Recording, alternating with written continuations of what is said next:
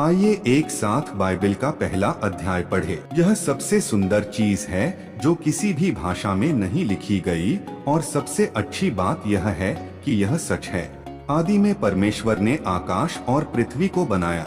पृथ्वी बेडौल और सुनसान थी, धरती पर कुछ भी नहीं था।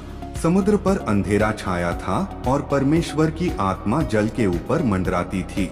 अपने मन में इस तस्वीर की कल्पना करने का प्रयास करें।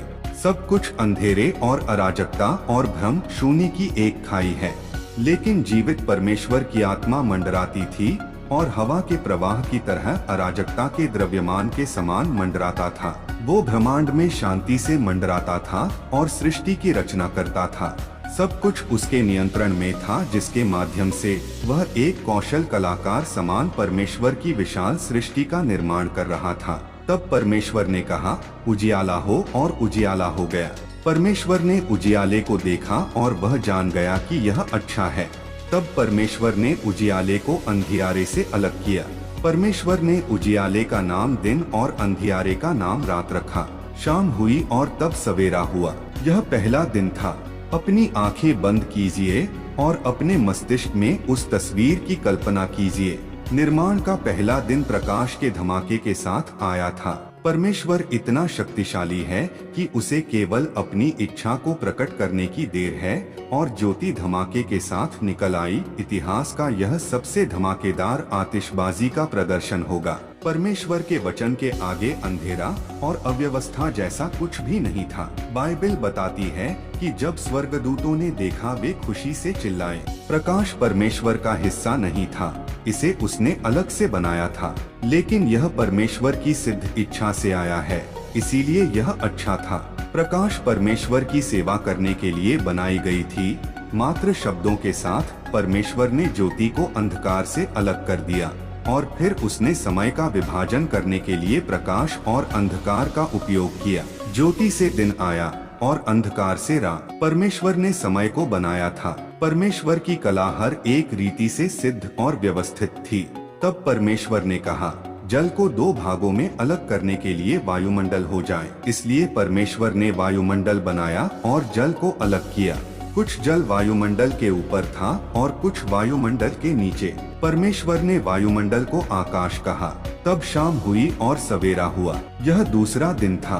परमेश्वर सारे प्राणियों के रहने के लिए एक विशाल कक्ष को बना रहा था, और इसलिए उसने पानी का विभाजन किया। उसकी आज्ञा देने पर पानी तुरंत विभाजित हुआ। जो पानी नीचे था वह समुद्र बन गया, और जो ऊपर था वह आकाश मंडल में एक महान चंदवा या तंबू के समान हो गया, जो सारे संसार को ढांपे हुए था। परमेश्वर वातावरण को बना रहा था।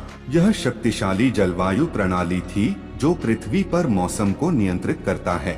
परमेश्वर इसका बनाने वाला था, और इसलिए उसे यह अधिकार था कि वह अपने शिल्प कौशल को नाम दे सके। परमेश्वर ने गुंबददार विस्तार का नाम आकाश रखा। और तब परमेश्वर ने कहा, पृथ्वी का जल एक जगह इकट्ठा हो जिससे सूखी भूमि दिखाई दे, और ऐसा ही हुआ। परमेश्वर ने सूखी भूमि का नाम पृथ्वी रखा, और जो पानी इकट्ठा हुआ था उसे समुद्र का नाम दिया। परमेश्वर ने देखा कि यह अच्छा है। तब परमेश्वर ने कहा, पृथ्वी घास पौधे जो अन्न उत्पन्न करते हैं और फलों के पेड़ उगाए। फलों के पेड़ ऐसे फल उत्पन्न करें जिनके फलों के अंदर बीज हों, और हर एक पौधा अपनी जाति का बीज बनाए। इन पौधों को पृथ्वी पर उगने दो, और ऐसा ही हुआ। पृथ्वी ने घास और पौधे उपजाए जो अन्न उत्पन्न करते हैं, और ऐसे पेड़ पौधे उगाए जिनके फलों के अंदर बीज होते हैं। हर एक पौधे ने अपने जाति अनुसार बीज उत्पन्न किए, और परमेश्वर ने देखा कि यह अच्छा है। तब शाम हुई और सवेरा हुआ। यह तीसरा दिन था। कल्पना कीजिए कि आप स्वर्गदूतों के साथ यह सब देख रहे हैं। परमेश्वर इन्हीं सब पदों से हमें निमंत्रित कर रहे हैं कि हम भी ऐसा ही कर पाएं। हम उसके महान कामों को अपने मस्तिष्क में देख सकते हैं, जैसा कि वह वर्णन कर रहा है। उस जबरदस्त पानी की कल्पना कीजिए जो सारे पृथ्वी को ढांपे हुए है। अब उसके विभाजन होने की कल्पना कीजिए, जब उसके पीछे हटने से द्वीप और विशाल महाद्वीप, भूमि और समुद्र को रचा गया। परमेश्वर इतना शक्तिशाली है कि उसके केवल बोलने से सीमाएं निर्धारित हो जाती थीं। फिर उसने उनको नाम दिया क्योंकि वह उनका बनाने वाला था